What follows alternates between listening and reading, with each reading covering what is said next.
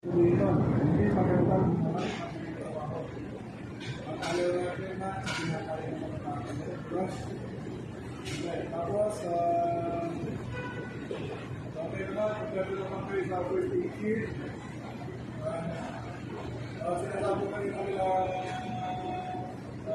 Gertasio, yung first aid natin, kahit araw, lagi pa rin nila. Hindi mo kayo sa katawag nyo. Katulad na nangyari sa uncle ko, yung nasa sinabi siya. 2 beses, pinabutan sa number ito sa Saboy. Sa pinag-kami ng tao, masakay ng tren. Isa lang, pero plus right. So lahat ng tao,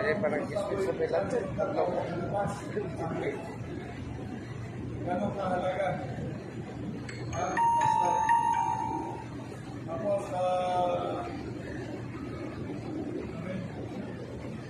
yung mga sapatos natin, tayo natin na maayos, huwag yung maluwag. Dahil pag nagkakakuha tayo, luwag yung sapatos. Ay, puno yung mga sapatos mo, baka nyo naman. Paano kung may mga bubog, yung dadaan natin. Hindi tayo na maayos sa sapatos na.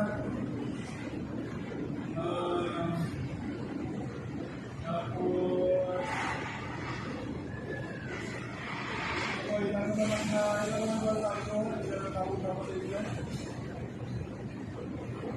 Para naman ito ay surgery na tayo, para lang mga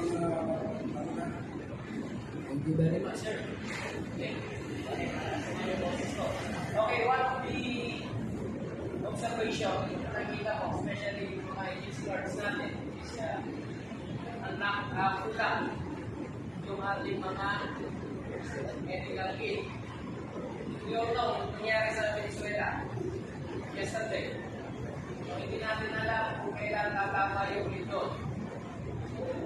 As first line of defense, ayun naman ang meron niya. Especially Bandi. Isa, may expired na yung kanya Benodine. So, yun lang ang aking observation so far. As far as uniform and license concerned, yan naman. And of course, lagi katuwang namin yung ating mga general services. So kung wala sila, walang magbibig na information sa inyo. Maramihan na nangyayari mga incident na umpisa sa mga toilets natin, sa mga sila. So, dapat may communication kayo sa kanila. And gano'n din sila sa inyo. Okay? Yun lang. So, sir, sa mga critics ninyo. So, we acknowledge to the arrival of Sir Joseph. Sir Joseph po, yung maintenance officer po natin. Sir Joseph po ba? So po yung isa. So, thank you, sirs, for your criticism. So dapat natin yung sa mga bigyan ng mga cushion, okay? Sa mga expert sa mga medical kits natin. No? And then, meron pa kayo lahat yung triangular bandage? Meron pa lahat? And dyan sa mga kits ninyo? Meron? Okay. So, yun. So, after ng tactical inspection natin, okay, magpa-practice ulit tayo sa mornings sa mga bandaging natin. No? So, hoping na hindi nyo nakalimutan yung mga natutunan natin dati. Nakalimutan na ba? Di ba? Okay. So, there. Okay. So, we'll proceed to the next program. Okay. So, Ma'am Jen, I call our releasing operations manager para sa pagbigay po ng ating token at yung certificate po ng mga guest po natin.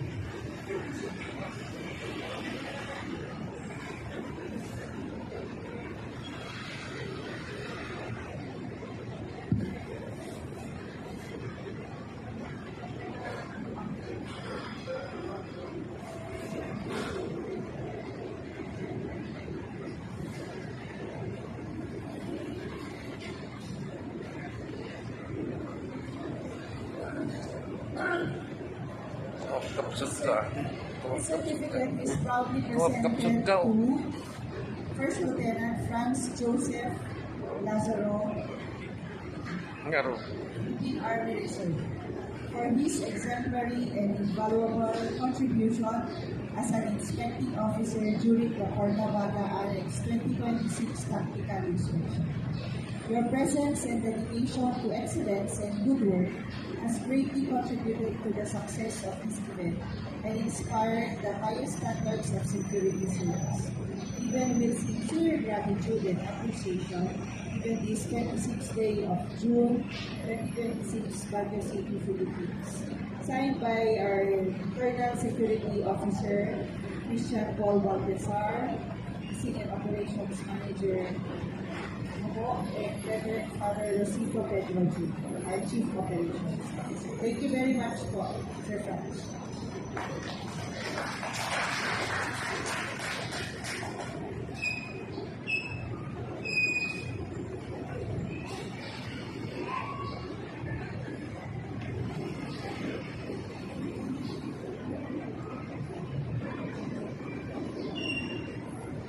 And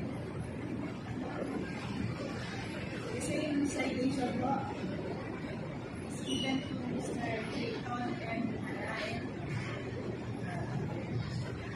registered criminologist. Yes. So, the same citation, thank you very much, sir.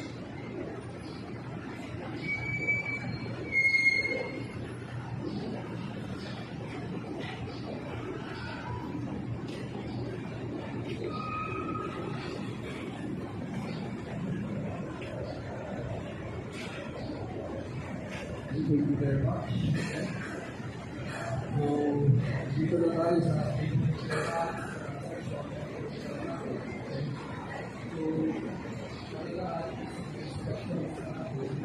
So, yung mga advices sa mga natin from movement and from the So, invite also sa mga lalagis natin, mga tulad niya, nakakatulungan kasi yan, ay nasimulan kayo ang pagkasa ng mga So, ladies and gentlemen, thank you very much. Our guesters, thank you very much. And sa mga tapos na Tigar-tigar ka dito. Nabalog ka. Magyara ka siya ng bulot. So, pwede din kayo pumunta dito sa Ako di pa naduro na. So,